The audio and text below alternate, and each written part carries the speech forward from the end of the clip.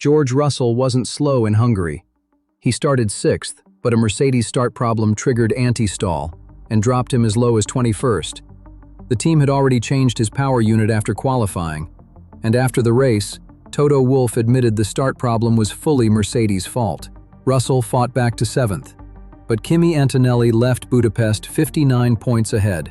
So, is Russell losing this championship, or is Mercedes losing it for him? The warning signs had appeared before the race even began. During the closing stages of qualifying, Russell suddenly felt fluid spraying onto his tires, something he described as being hit by a water pistol.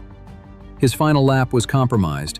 He was told to stop the car, and Mercedes later changed the power unit. Russell had qualified 7th, but penalties elsewhere promoted him to 6th on the starting grid. That should have given him an opportunity. The Mercedes had shown competitive long-run pace, and Russell believed a podium was still possible. But when the lights went out, the car did not respond as expected. Anti-stall activated, the field disappeared, and within seconds, Russell's Hungarian Grand Prix had changed from a fight near the front into a recovery mission from the back. What happened next matters, because Russell did not give up, and the Mercedes was not fundamentally slow. He began working through the traffic, recovering position after position on a circuit where overtaking is notoriously difficult. By the checkered flag, he had climbed back to 7th. 6 championship points were salvaged from a race that had looked almost completely lost. Toto Wolff praised the recovery and confirmed that Russell's pace had been competitive once he escaped the opening lap chaos. But 7th was never the real story. Because while Russell was recovering, Antonelli was standing on the podium. Kimi finished 3rd, extended his championship lead, and entered the summer break with 219 points. Russell has 160. The gap is now 59. And Hungary was not an isolated incident. It was another chapter in a pattern that has followed Russell throughout 2026. In Canada, Russell had pole position and was leading the Grand Prix. He had already won the sprint and was fighting Antonelli for another victory when his car suddenly stopped on lap 30. Mercedes later confirmed that a catastrophic battery failure had killed the power unit. Antonelli won the race. Russell received nothing from the Grand Prix, and the championship gap expanded. Then came Monaco. Russell was in contention for a strong result when a software-related pit limiter problem contributed to a speeding penalty. That was damaging, but survivable. What happened next was not. When Russell stopped, Mercedes failed to serve the original penalty correctly. A 5-second penalty became a drive-through, and a potential podium became another finish outside the points. Russell called the situation beyond frustrating.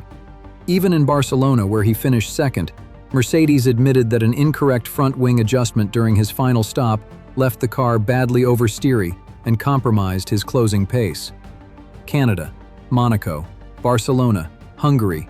Different problems, different consequences, but the same result. Russell spending valuable laps recovering from situations he did not entirely create. And that is why Toto Wolff's words after Hungary were so important. He did not hide behind strategy or circumstance. He said the start problem was fully on the team, that it was not good enough, and that Russell had suffered too many of these issues. But this story needs an important correction. Mercedes has not handed Antonelli a 59-point lead, and Kimi is not leading the championship only because Russell has been unlucky. Antonelli has produced an extraordinary first half of the season. 6 Grand Prix victories, 9 podiums, 6 pole positions. He has been fast, controlled, and remarkably consistent under pressure. Antonelli has also suffered his own technical retirement in Barcelona. Mercedes' reliability concerns are not limited to only one side of the garage. Russell has made mistakes too. He has admitted that some weekends, particularly earlier in the season, were not at the level he expected from himself. Belgium ended after contact with Lewis Hamilton, not because Mercedes simply switched the car off. A championship deficit is never created by one failure or one person. It is built across an entire season. But that does not remove Mercedes from the equation, because when 2 drivers are separated by fine margins, every operational error becomes part of the title fight. Russell's speed is not the main question. He has already won twice this season. He has 5 podiums and 4 pole positions. He won the opening race in Australia. He won again in Austria. And even after the disaster at Hungary, his recovery demonstrated that the pace had not disappeared. The problem is conversion. Fast weekends must become victories. Podium opportunities must become points. And championship contenders cannot repeatedly begin recovery drives because of technical or operational failures. Mercedes enters the summer break leading both championships. That makes this situation even more serious. This is not a struggling team trying to understand a slow car. This is potentially the fastest team in Formula One, trying to stop preventable problems from deciding which of its drivers becomes world champion. Russell is now third in the standings, 59 points behind Antonelli and 9 behind Lewis Hamilton. There are still 11 Grand Prix remaining. The championship is not over. But Russell can no longer afford weekends where damage limitation becomes the objective before the first lap is complete. So, is Mercedes losing the championship for George Russell? Not yet. Antonelli deserves his lead. He has taken the opportunities placed in front of him and delivered performances worthy of a championship leader. But Russell's deficit does not tell the complete story. It does not show the victory lost from the lead in Canada.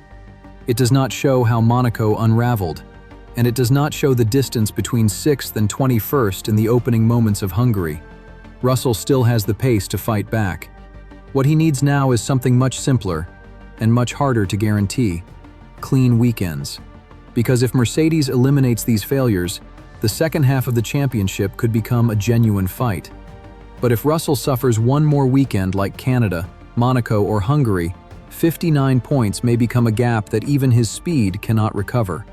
George Russell has not run out of talent. He may simply be running out of time. So, what do you think? Is Russell losing this championship? Or is Mercedes losing it for him?